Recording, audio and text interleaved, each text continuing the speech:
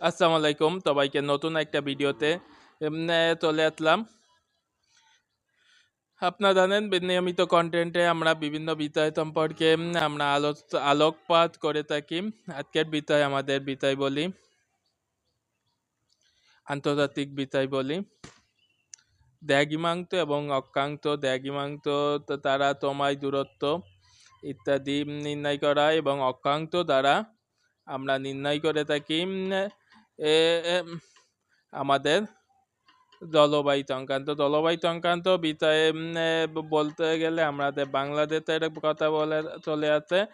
বাংলাদেশের যে জলবায়ু অক্ষরেখা 23.5 ডিগ্রি বাংলাদেশের মাঝ বরাবর ঢাকা ফরিদপুর ঢাকা বিভাগে ফরিদপুর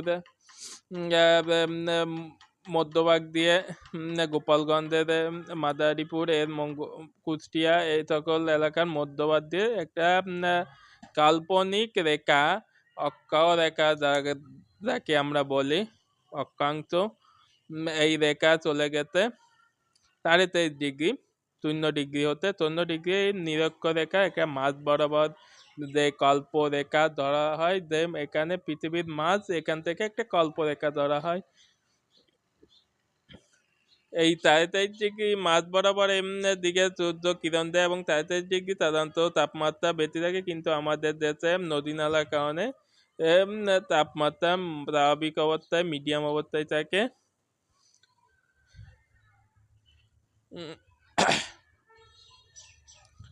এই আমাদের এখানে জলবায়ু কারণে কৃষি জলবায়ুতে বেশ ভালো নির্দিষ্ট মৌসুমে বৃষ্টিপাত এবং সঠিক বৃষ্টিপাত এবং সঠিক জলবায়ু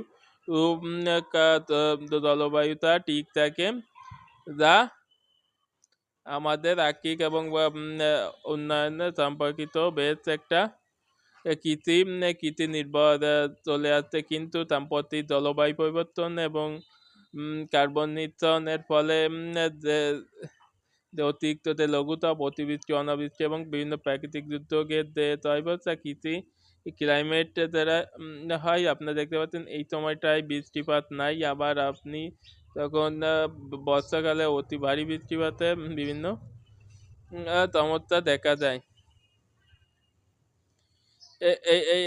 এই কৃষি আবহাওয়া এবং কৃষি সমভাবাপন্নতে রোধের জন্য আমাদের কৃষি ক্লাইমেট চেঞ্জ আধুনিক যে প্রযুক্তি আনা,